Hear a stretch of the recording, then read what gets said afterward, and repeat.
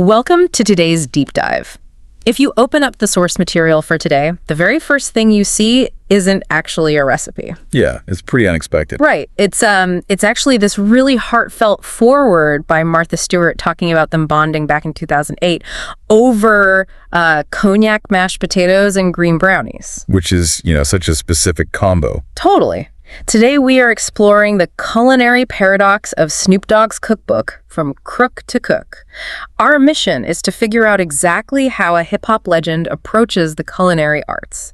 Because on paper, Snoop and Martha are like the ultimate odd couple. Oh, absolutely. Yeah. But somehow it makes perfect sense. And that odd couple dynamic, it really isn't just a PR stunt. No, not at all. What's fascinating here is that Martha's foreword actually sets up the core philosophy of the entire book.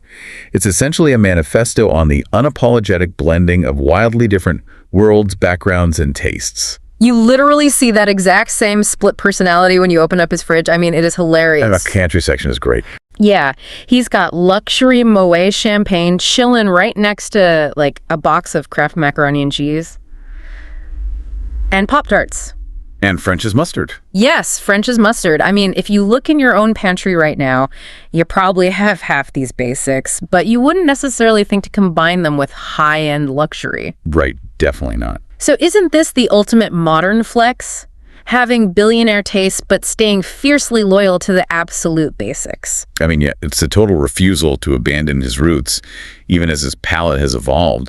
You see this high-low collision perfectly in his recipe for billionaire's bacon. Oh, I really wanted to talk about that one. Yeah, so he takes thick-cut bacon and glazes it with brown sugar, black pepper, and red pepper flakes. Okay, wait, hold on. Thick-cut bacon with brown sugar and pepper. How is that a billionaire's experience? Honestly, that just sounds like, the candied bacon you can get at any local brunch spot. Well, sure, it sounds simple on the surface, but think about the actual mechanics of the flavor profile. Okay, I'm tracking. By layering the brown sugar with the two types of pepper and the fat of the pork, you're hitting sweet, salty, savory, and spicy all at the exact same time. Oh, right. Covering all the bases at once. Exactly. It's the same complex flavor balancing you would find in a Michelin star dish, but he's applying it to a completely accessible, everyday ingredient. Which makes it so much more approachable. Right.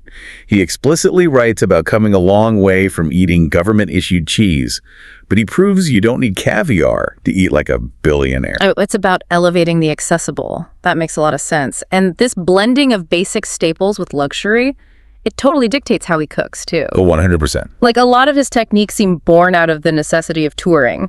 Take the story behind his Get Thai Chip Fried Chicken Wings. That is a classic. Right. So he's backstage on tour, and the catered chicken is just completely bland.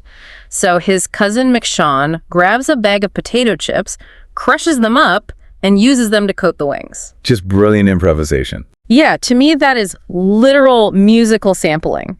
He's taking a pre-packaged commercial product and remixing it into a totally new masterpiece. That is a really great way to put it. He's applying the logic of hip-hop production directly to the kitchen. Totally. And that backstage improvisation completely translates into how he tackles traditional recipes, too. Take his spaghetti de la hood. Oh, man. The one where he just throws the raw meat, the sauce, and the pasta all into one single pot. That's the one. I have to be honest, my Italian grandmother would call that an actual crime. Like, is this actually good, or is it just a gimmick? I mean, I know it sounds chaotic, but mechanically, it's actually incredibly smart. Wait, really? How? Well, in traditional cooking, you might simmer the sauce for hours in one pan and boil the pasta in another pan. Right, of course. But by cooking the pasta directly in the sauce and the meat juices, he's utilizing the starches from the pasta to thicken the entire dish. Oh, wow. I didn't even think of that. Yeah, plus the noodles are forced to absorb all that savory flavor as they rehydrate, instead of just, sitting underneath a puddle of sauce. That actually makes so much sense. Right, so he's championing efficiency and robust flavor over stuffy, orthodox rules. And here is where it gets really interesting for you, the listener.